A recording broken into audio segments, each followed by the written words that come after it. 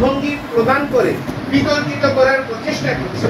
এবং আমরা মাছ মাংস খাই না, কোনো প্রাণী হত্যা করি, আমাদের মধ্যে কোনো প্রাণী হত্যা করা হয় না এবং কাউকে উৎসাহিত করা হয় না। আমাদের ফল বাগানের কোনো ফল আমরা সুরক্ষিত রাখতে পারি না, কাঠবিড়ালিরা খেয়ে ফেলে, বানরেরা খেয়ে ফেলে, আমরা মারি না, অভয়ারণ্য আপনি যদি দেখেন।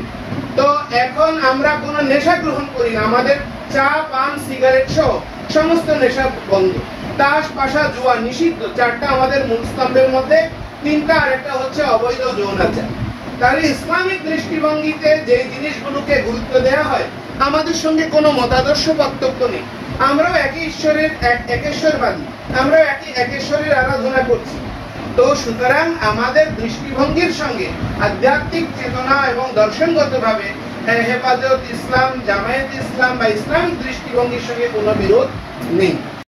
যে ওয়েলফেয়ার স্টেট সম্পর্কে 2004 সালে আমাদের সাবেক আমির জামাত নিজাম আসলে কাছে দিয়েছেন, উনি একটা মদিনার সনদ অনুসারে ওয়েলফেয়ার স্টেটের একটা কাঠামো দিয়েছেন। আমি আজকে সেই কাঠামোটা বলতে গেলে অনেক সময় লাগবে। সে যে আজকে এত বড় পোস্টে এসেছে, আমার ছেলের মতো আমরা দেশের জন্য সবাই মিলে মিশে এই দেশটাকে বসবাস যোগ্য করার জন্য যা করা দরকার, হিন্দু, মুসলিম, বৌদ্ধ, খ্রিস্টান সহ নৃগোষ্ঠী চাকমারা সহ আমরা সবাই মিলেমিশে দেশটাকে গঠন করব। This is our message, declaration from Nizami 2004 পার্লামেন্টে।